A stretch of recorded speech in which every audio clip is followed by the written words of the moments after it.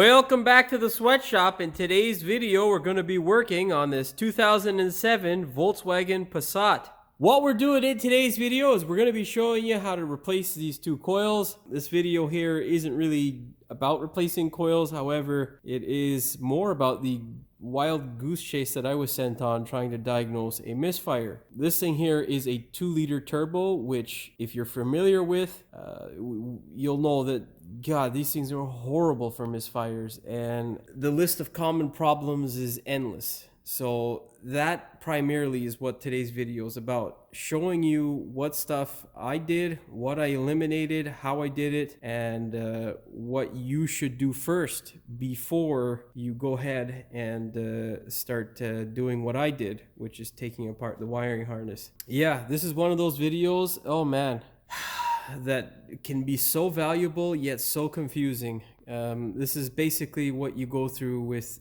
a lot of German cars, especially the 2-liter. It was notorious for having all sorts of stupid issues that were generally not common for most other manufacturers or most other engines or cars. It was just, stupid German cars like the 2-liter. A lot of other German products have these types of issues, especially when they were coming into the transition years with regards to direct injection versus port injection, stuff like that. Nonetheless, I'll explain more of that stuff as I go along in the video. What you need to know is that this only applies to the 2-liter engines from Volkswagen, which primarily are in the Audis, A3s, the Passats. They're actually in a number of vehicles. So if you have one of those types of vehicles with a 2-liter that's somewhere in around this year, this may be a helpful video for you. That being said, before we jump into it, if you're trying to diagnose a misfire, which is something that can have you beat your head against the wall, definitely have a scan tool. It'll make your life a lot easier. It's not absolutely necessary, however, it is really valuable in the process. That being said, before we get started with today's video, do me a big favor, hit that subscribe button as well as the notification bell so you never miss one of my new videos.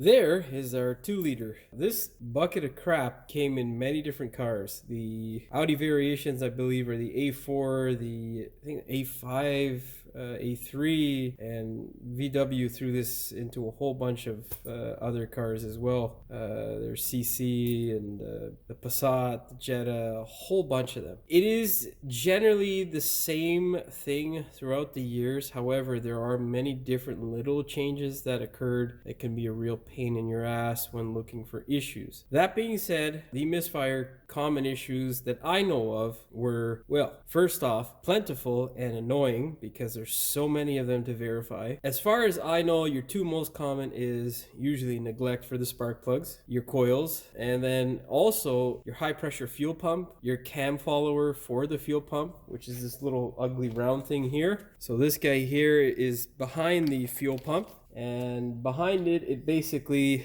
pushes on this and sits between your cam. This guy can wear away as well. And then you have, after that, your PCV system or your crank ventilation system. This guy here will burst the diaphragm inside, and then your diverter valve on the turbo side, that guy likes to fail as well. It's down below there. And you have these little hoses here that usually get cracked or damaged because of negligence. They can crack over time, although it's not as common when it's a younger car. But when they get to this age, it is possible to have those things fail. Vacuum testing is one of the other things that you would be surprised how much it could be helpful when diagnosing a misfire, because most times when this guy fails, you get a bit of an audible sound. However, it's mainly to the trained ear that you'll realize that guy's bad. Smoke testing also can be beneficial, but yeah. Aside from that, your most common next issue is usually compression, because the valves get gummed up with carbon. And then, of course, carbon because you have a restriction in flow. So even if your valves are closing, you won't have enough air going through. Your injector is getting plugged up because of carbon. Again, carbon deposits on the nozzle, so you don't get a good spray pattern. That can cause a misfire. There's just so many. I had a 2011 or 2010 Audi that had a I couldn't believe this. A rare main seal that was glued on, and that was a common issue for that particular car. I don't believe this one has that, and I'm pretty sure they remedied that with a press-on seal, which they should have never went away from. But yeah. Now, with all those common issues out of the way, we're going to talk a bit about what the most common things usually are in terms of what I check first and what you should do to sort of narrow things down. Now, if you think, let's start off with the fuel pump, the high pressure fuel pump. If you think you have a bad fuel pump, the best way to check and see if you have a bad fuel pump or an injector would be this guy here.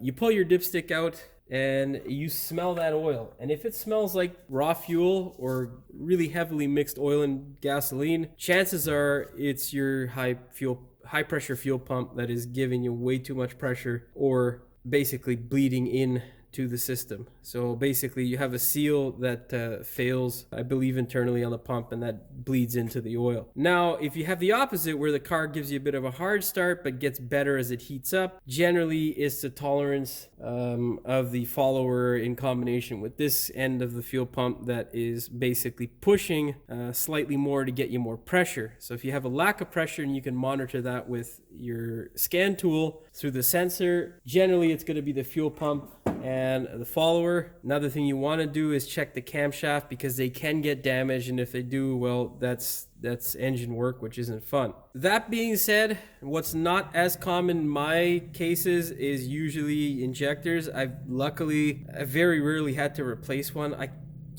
can't remember the last time I had to replace one on a VW, but I have done them on the Audi, which is basically the same thing, so it doesn't really matter. However, the injectors are not something that's common. And then depending on the year and model, I'm pretty sure some of these intakes had a flap on them. That's another pain in the ass, because those also get gummed up with carbon deposits if I'm thinking of the correct engine, but I can't remember 100%, so I may or may not be wrong about that. But if you check your oil and there is no smell, next step is to go ahead, pull those plugs out and see what's going on. If the plugs look remotely worn or they're a cheap brand, so if it's not, in my opinion, Denso, Bosch, or NGK, just replace them. If it's something like Autolite or Champion or any sort of brand like that, I would just get rid of them, because truthfully, I've had so many issues with just craptacular plugs, even though they look good.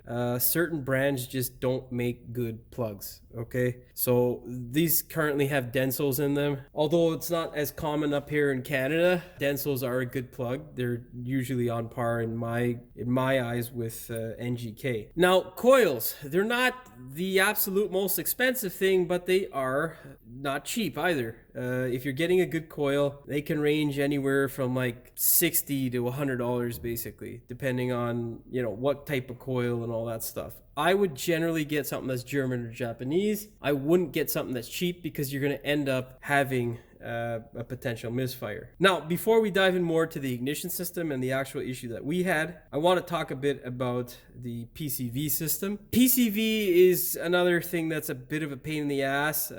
This has a various names.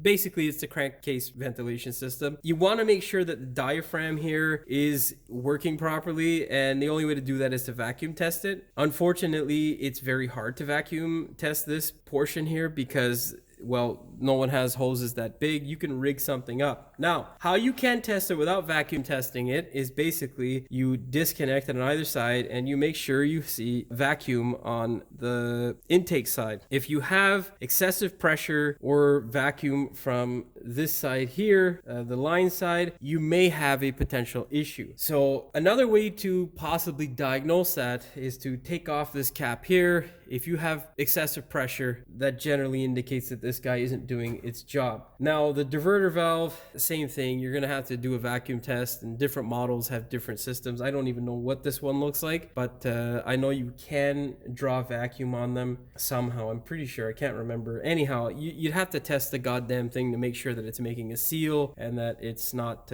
bleeding off vacuum. The extra air, of course, that's not accounted for by the stupid sensor that plugs into this stupid thing will cause a misfire. So hopefully that helps you there with a general sort of overview of what potentially are the most common issues. Each, either your fuel, your air, or your sparking system has a 2 to 3 component common problem issue, which adds up and can be really goddamn annoying. Now, one thing that isn't very common in my experience is the wiring. And this is what sent me for a goose chase here. Whenever you're doing cars like this, especially when the customer doesn't have money and you really don't want to just start doing the parts cannon thing, you want to look for evidence, okay? Now, here you go. Here's a good look at some evidence that would send you on a goose chase. These piles of crap here are fairly new. They're not old. Like they look in fairly decent shape. These weren't dirty at all. These guys here had very little dirt on them. Most of that dirt is from my hands. The 2 and 3 is originally what this thing came in for. It had a misfire. And where my scan tool later on came in really handy was doing a misfire count. Essentially, I had a misfire on 2 and 3 set off in my codes. But as I played with the harness, I also got a misfire count or a code register on 1 and 4. So I'm like, okay, there's got to be a wiring problem, because if I touch the wiring and you get more codes than you had, well, that's evidence, in my opinion, okay? Well, I was wrong, unfortunately. And after checking, I basically wasted like 8 hours worth of time looking at every other possible issue when I couldn't find anything wrong with the harness. Basically, I checked signal, I checked my power, my grounds, and none of them had any sort of evidence of a break in the circuit while it was functioning. Not one of them malfunctioned, which is extremely hard to understand in your brain when you touch the goddamn thing and it misfires. So what I would recommend in terms of a parts cannon, if you were to have this sort of issue, is coils, spark plugs and coils. Like I say, if your spark plugs are good looking and you know that they've been replaced recently, you can leave those alone, but I would go with coils. And when you go with coils, make sure you don't get any Chinesium stuff, because that in fact was the issue here in this case. And I've never had a situation like this in particular where you touch the wiring and the goddamn thing basically sputters, like there is a break in the wire that you are causing when you touch the wiring. So yeah, that being said, man, was it a royal pain in the ass. I ended up checking compression, which was good across the board, all within 5 psi of each other in each hole, maxing out at 150. We checked the fuel pump, we checked the cam follower, I checked down inside the intake with my camera to see if there was any carbon. Couldn't see any real carbon buildup. Like, it looked okay, nothing that was significant. I looked for all sorts of other issues, even though I had evidence there. I couldn't figure it out, because you want to rule out everything. You don't want to say, hey man, yeah, you need this, you need that, you need this, and the customer doesn't have any goddamn money to fix the car, and in fact it was something different. So I don't like doing that stuff. I don't like doing either the parts cannon or misdiagnosing. It can happen. Mechanics are humans. We all make mistakes, and in this case we blew more money on my time and labor than parts, and that's because I was reluctant to change in an effort to save the customer some money, the coils, and it ended up being the coils. Anyhow, I'll get in a bit closer and I'll show you exactly the process that I went through with the coils to ascertain whether they were bad or not. So basically what I did in diagnosing was, first off, mark the coils. What you want to do is essentially pull the coils out. You want to swap them from one to another to see whether the code follows into another hole. For my particular application, I did not have this happen. When I swapped 1 and 2 and 3 and 4, the coils did not take care of the misfire. The misfire followed along with the respective holes. So 2 and 3 continued to misfire. Now, I knew that the coils were working on 1 and 4. So that threw me for a loop. I didn't understand what the hell was going on there, because generally when diagnosing this sort of stuff, it is fairly easy. You think coil, take it out, swap it. If it follows, that's your problem. Didn't have that issue in the first place. And then on top of that, didn't have a weaker spark or anything like that on 1 or 4. Continue to have the same issue. So then I started thinking about other systems like the injection and the fuel and all that sort of stuff. Nonetheless, wasn't an issue with any of the other systems. It was a spark. Now, when I would grab any of the ground cables, the power cable, and then there's a ground union back here, when I would grab that and touch it, these guys would go crazy sometimes. Like this thing would misfire like it was having a goddamn seizure. I got it to the point where I couldn't get it to start. I got it to the point where it would fire up no problems and then start to blip. Really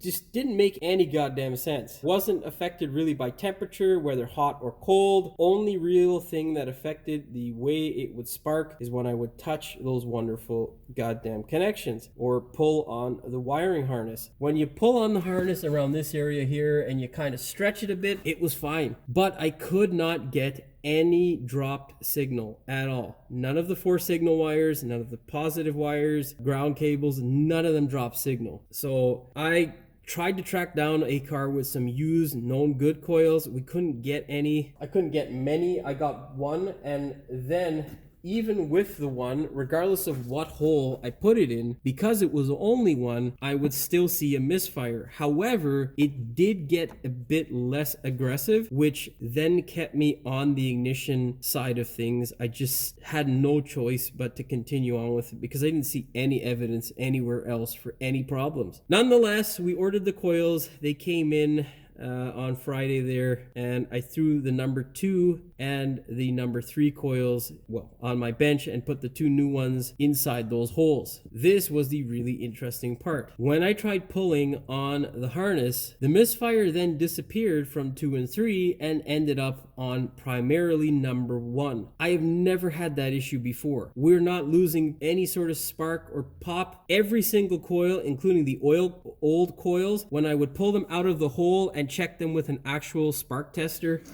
So when I got my ignition tester out, the reason why I'd get one of these is basically you can verify the color of the spark, and what that essentially does, it'll tell you what the strength of the coil is, because some coils some coils on certain cars can burn out and they don't produce as high of a spark. In regards to these guys here, I pull every single one out and they all spark. Not one of them had a color difference. Not one of them had a time where they didn't spark. Again, another one of those confusing things. So the only thing that I could come up with before I had replaced those coils is that it's some sort of, just a cheap coil that was causing a discharge back into the electrical system that was causing the system to somehow pick up some radio frequency or high frequency electricity or some sort of discharge that was causing the misfire. I couldn't come up and still don't have any other explanation other than that. I don't have any way of testing that. Tried looking with my multimeter, my power probe, whatever. I don't have an oscilloscope that probably would pick it up, but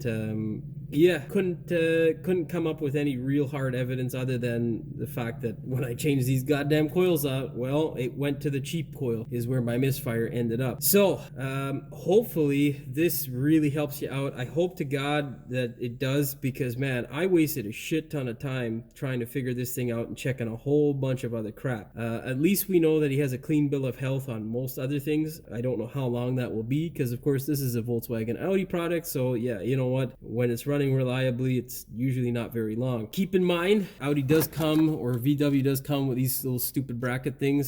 They hold all that wiring together. I'm gonna be popping all that stuff out. Now, when you go to release these little bastards, they don't like to come apart easily, so be very gentle. You do not want to break this tab like was broken on number 4. Now, the other thing, what I'll tell you is, if they don't want to come out, don't fight them. What you want to do is make sure you are gentle with them. Take your time. They will come out. Then when you do get them out, spray some silicone lube. We're going to go ahead, replace these stupid coils. I'll show you how to do that. It's as easy as this, basically. And if you can't get the coil out that easy, small pry bar will do the trick. Grab this guy here, sneak it underneath, wiggle it back and forth. She'll come out nicely. Again, don't put too much pressure. Now, these guys here, pain in the ass to slip in. So what you want to do is get the bottom portion of this harness here and slide it back in. If you get to this point, I hope to God you don't, because Jesus Christ, it was a pain in the ass. Basically, you want to slide this guy back in. What I'm going to do is complete my repair. I've got a few holes that I need to seal up and stuff I need to tape up. So before we shove those coils in, that's what I'm going to do. Someone was in here before as well looking at why it was misfiring, because they did this sort of janky tape repair. You don't want to do that either. Anyhow, we're going to tape this back properly, and we're going to take care of this stuff, and then I'll show you how to pop those coils in and take care of business. Yeah, I shall be back. Okay, so got my wonderful harness back together now. What you're going to do is go ahead, take your coil, make sure it is dust free, make sure there is a bit of grease. Of course, this is a brand new coil, so it's already there. And then just slide it into place. And then just tap it down just a bit until you hear that wonderful clicking sound. That means you're nice and engaged with your spark plug. Took a little bit of time there to get rid of our wonderful, what do you call it?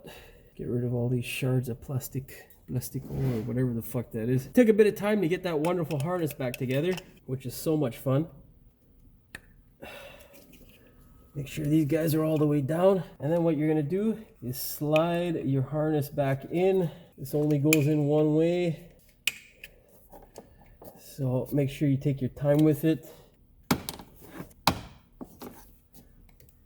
Okay, just make sure they're all clipped in and that they're not coming off, and we're good to go. Now, like I was saying before, when I was moving that wobbly portion of the harness here before I had taken it all apart, that's the only place I could get a bit of a misfire. And then when I had taken it apart, it was those other clips. So what I'm going to do is start this thing up. We're going to make sure that it is all good to go. Of course, we have our intake tube off, so the odd misfire here and there is not something that is not something I would be concerned about. It's only if it's consistent and under load where I would be concerned. Okay, let's go ahead now. We will, you know what, there's no point to me having the intake off. I'm gonna put that back on and let this guy be happy. Let's go do that. Okay, so obviously I've got it running. This thing here is running smooth. There are no log misfires. You can see that here.